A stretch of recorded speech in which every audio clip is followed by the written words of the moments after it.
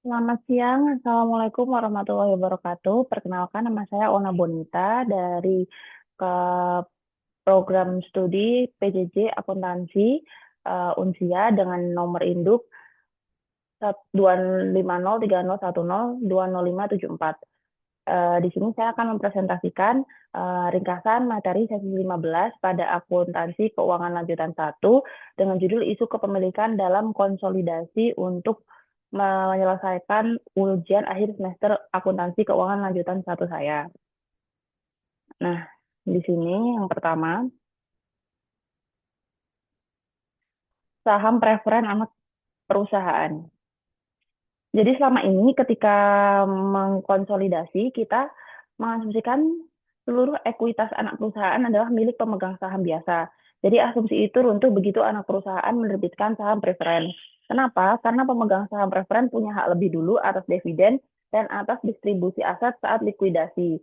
Tapi ada satu hal yang penting, yaitu saham preferen umumnya tidak mempunyai hak suara. Artinya kepemilikan saham preferen tidak menimbulkan pengendalian.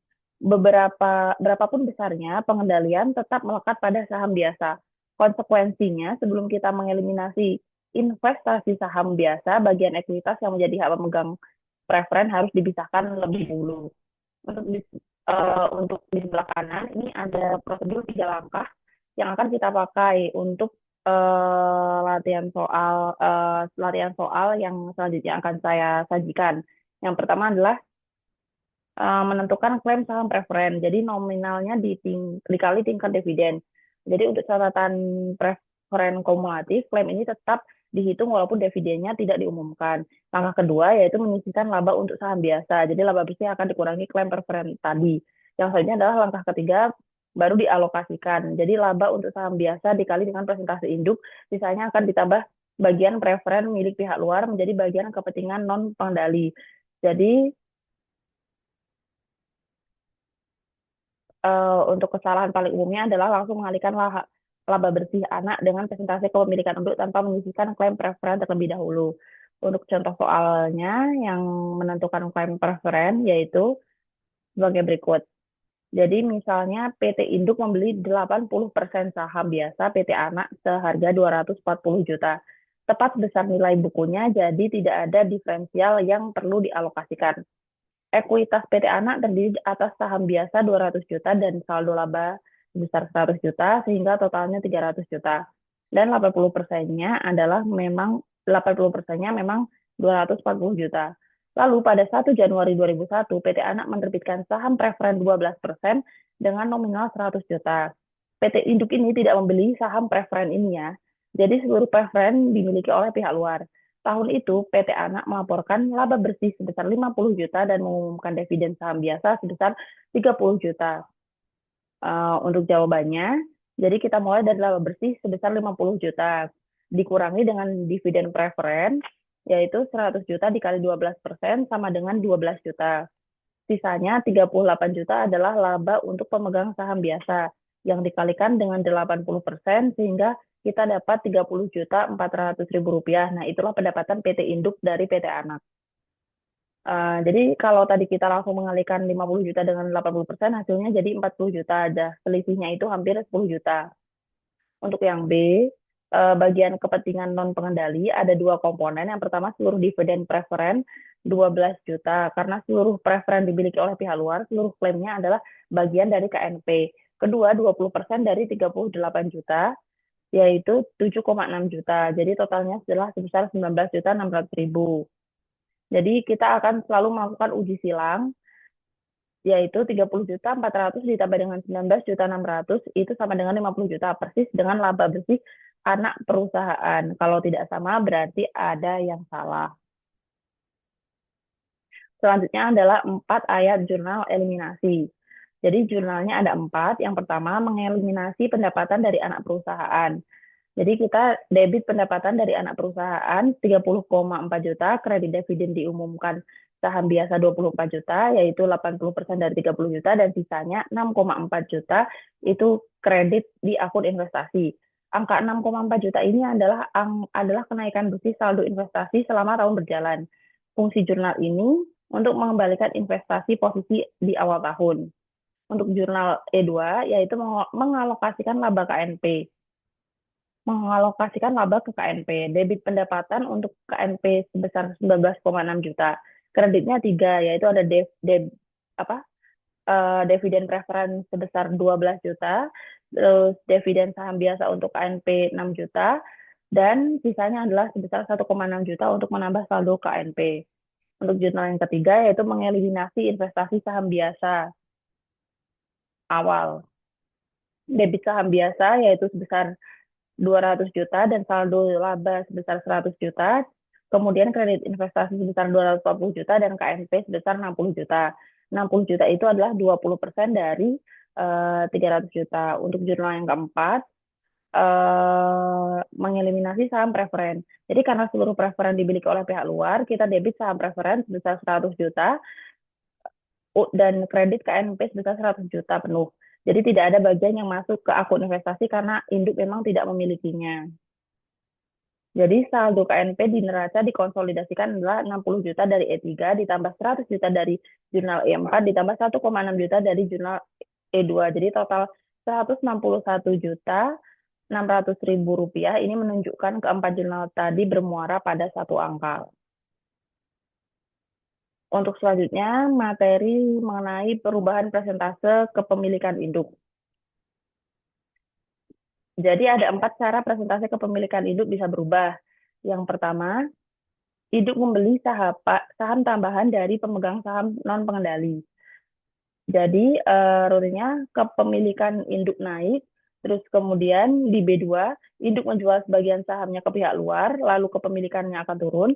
Di B3, anak perusahaan akan menerbitkan saham baru ke pihak luar, jadi kepemilikan induk terdilusi. Dan di B4, anak perusahaan membeli kembali sahamnya dari pemegang non-pengendali sehingga kepemilikan induk naik. Jadi 2 yang pertama itu dilakukan oleh induk dan 2 yang terakhir itu dilakukan oleh anak. Tapi keempatnya tunduk pada satu prinsip yang sama, yaitu selama pengendalian tidak berubah, seluruh transaksi ini adalah transaksi ekuitas antar pemilik dalam satu entitas ekonomi tunggal.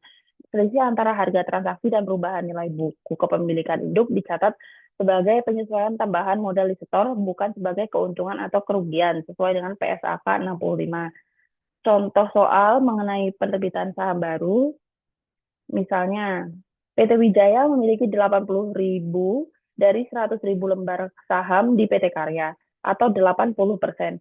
Nilai buku aset bersih PT Karya, 500 juta, berarti 5.000 lembar. Lalu PT Karya menerbitkan 25.000 saham baru ke investor non-afiliasi seharga 6.000 per lembar. PT Wijaya tidak ikut membeli. Kemudian di tabel perbandingan, saham beredar naik dari 100.000 menjadi 125.000 lembar. Saham yang dimiliki PT Wijaya tetap 80.000 lembar. Jadi presentasinya turun 80% menjadi 64%.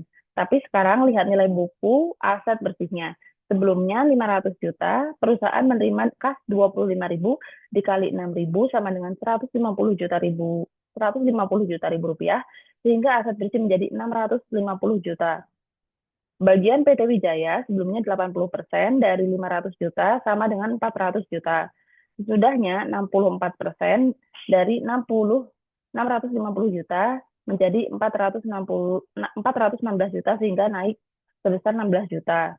Jadi untuk jurnalnya adalah debit investasi pada saham PT Karya senilai 16 juta, kemudian ada kredit tambahan modal di setor sebesar 16 juta. Jadi tidak ada keuntungan yang diakui.